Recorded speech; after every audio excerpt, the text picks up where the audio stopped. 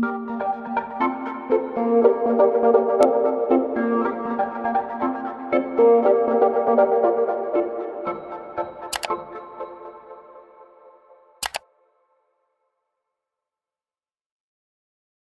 magandang umaga mga kapwa ko mag-aalaman. Nandito tayo ngayon sa Quezon Province at kumbaga ito yung shop ng aking tatay. Dito siya nagagawa ng kanyang mga furniture. So ngayon magagawa tayo dito nung pantakip doon sa ating mud crab doon sa farm natin sa May Kabinte. Minabuti ko na dito na magawa kasi available dito yung kawayan na gagamitin natin. Para kumbaga makapag-assemble tayo dito. So ang una natin gagawin is susukatan natin yung mga kawayan, puputulin natin, tapos babakin na rin natin para kumbaga maghiwag-hiwag sila para may gawa natin na parang banig. So samahan nyo mga kaparmer, ito yung ibang kawayan na ginawa ko nung nakaraan. Ito, nakapag-get na ako nung nakauwi ako nung maaga. Tapos ito, yung mga pang ano natin, kumbaga mga pang brace. So, yung kawayan na gagayatin natin, ito, nandito pa. So, meron pa itong dalawang nakatayo. So, meron pang mga nakakalat pa dyan na kukunin natin para magamit din natin kasi medyo madami tayong kailangan. So, samahan nyo. So, mga kaparmer, ito yung kawayan na gagamitin natin. So, medyo mahaba pa ito. Kaya, susukatan natin dun sa sukat na pwede dun sa ating mud crab para natin, kumbaga may pantakip natin. So ito, babakin muna natin to ngayon. Lalagarin din natin. Papakita ko sa inyo.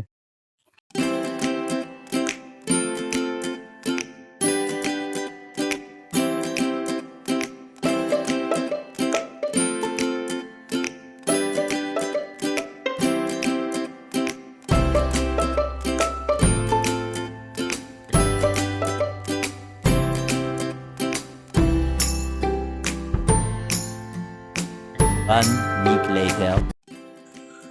Magandang umaga mga kapwa ko mag-aalaman. Nandito ulit tayo ngayon sa farm natin dito sa Quezon Province. Bali ngayon, itutuloy natin yung paggagawa ng takip ng ating mud crab kasi nung nakaraan na ginagawa ko, hindi ko rin natapos kasi may pinuntahan ako nung bandang hapon. So, ngayong araw gagawin natin yun, tutuloy na natin yung mga pinuputol natin na kawayan.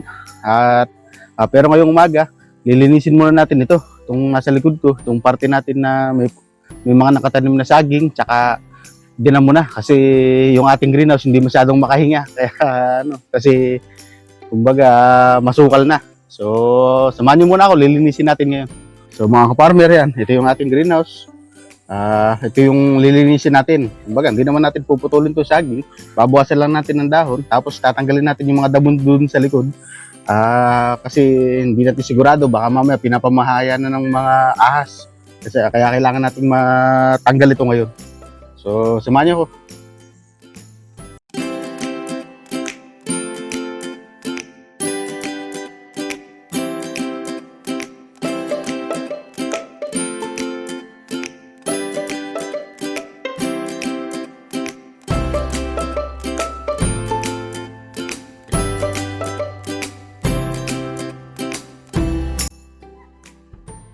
So yung mga kapartner, medyo mahawan-hawan na. Hindi lang tayo makapagmadali kasi tinitignan-tignan natin baka kasi may ahas. So tutuloy pa natin para malinis pa ng todo.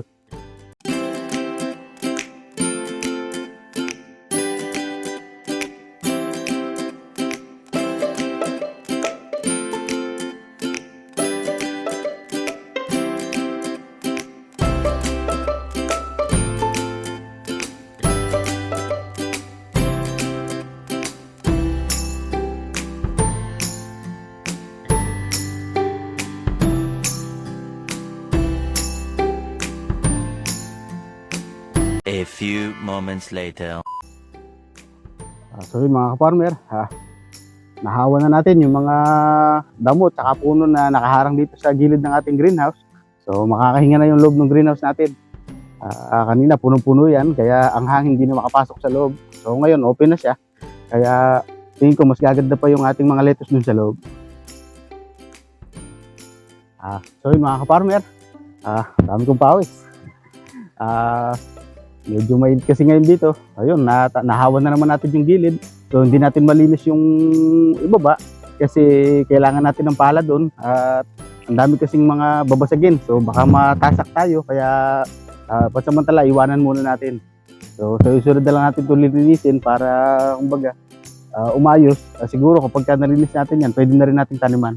So papakita ko na lang sa inyo sa susunod yun kapag magagawa na natin. So mga ka-farmer, ngayon ay magagawa na muna tayo ng takip ng ating mud crab. Itutuloy na natin yung pagpuputol ng mga kawayan. Saka magtatali na tayo para kumbaga lumabas na yung ating final product. So papakita ko sa inyo.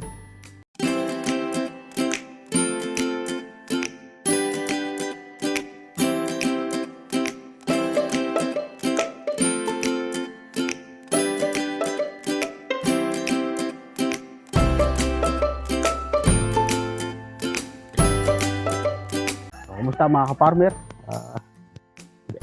Gagbubuoy na natin yung mga kawayan na hiniwag-hiwag natin nung huli.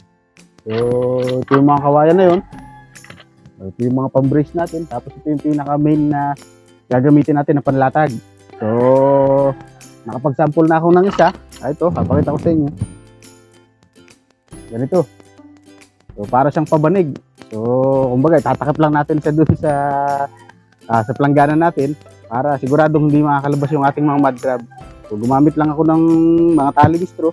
So possible hindi rin talaga tatagal to kasi dapat talaga ang gagamitin ko dito cable tie. So hindi lang ako nakabili kaya pansamantala ito muna.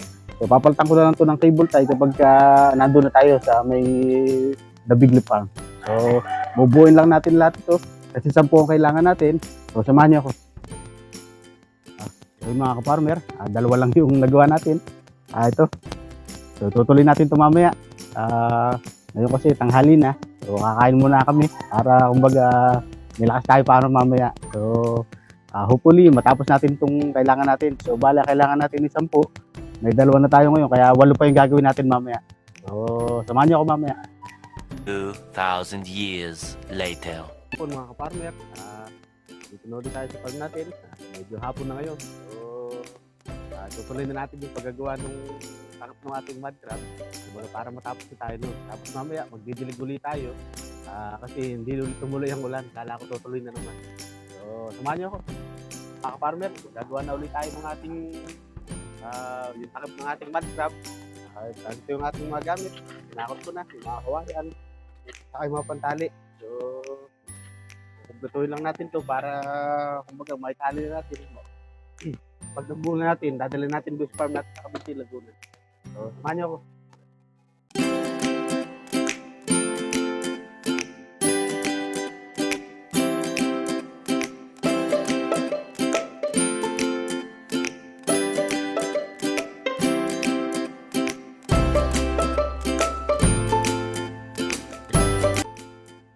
So mga ka-farmer, tatapusin ko muna itong ginagawa natin kasi medyo madami pa. Tingin ko kukulangan na itong kawayan natin kaya mamaya magbabak pa rin tayo ng kawayan pa kasi meron pa naman ako nakikita mga tira pa. So sana matapos natin ito ngayon kasi medyo maagaga pa naman. Mukha lang medyo paulan na ngayon kaya inaantabayanan ko lang din kasi kung hindi ulan magdidilig tayo ng ating mga halaman. So samahan niyo ako.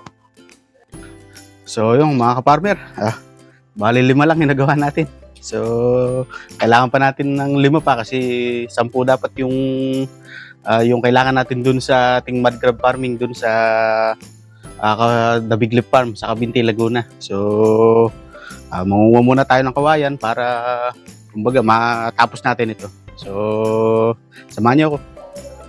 So yun mga ka-farmer, meron pa naman tayong mga natitirang kawayan gaya nito.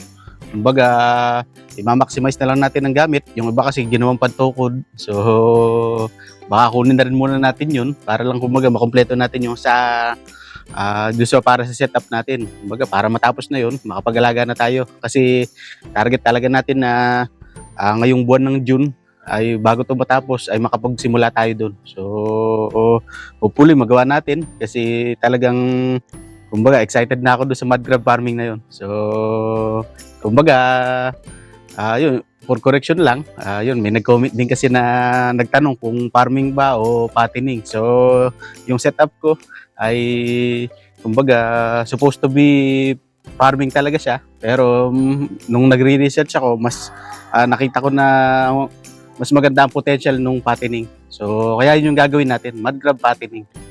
So, yun, mga farmer, hindi natin kasi matatapos din yung ating sa setup ng mud grab, yung pantakip na yun. Kaya yun, magdidilig na muna tayo ngayon kasi medyo hapon na. Hindi tumuloy yung ulan, kaya kumbaga no choice tayo kundi magdilig. So yun, yung mga didiligan natin. So samahan niyo ako.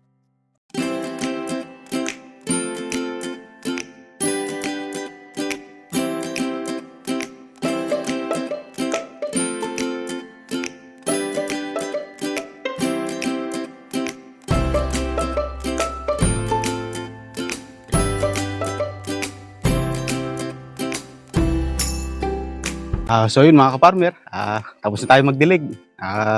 So hindi ko na masyado ipapakita kasi nakita na naman natin sa video kanina yung mga tanim natin. So medyo basa-basa pa rin yung lupa kaya hindi ko na masyadong binuhusan ng tubig kasi baka malunod naman yung mga halaman. So yun lamang muna sa ngayon. So pagka nakapunta tayo dun sa The Big Leaf Farm sa Kabinti, ipapakita ko na lang kung paano ko ilalagay yung mga takip. So kailangan muna nating makakumpleto yun para lang kumbaga hindi na tayo mahirapan sa pagdating natin doon. Kumbaga lahat ng kailangan natin ipe-prepare na natin para makapag-testing na tayo, kumbaga maparan na natin. So yun lamang muna ngayong araw. Maraming salamat sa inyong panonood. Naway pagpalain tayong lahat.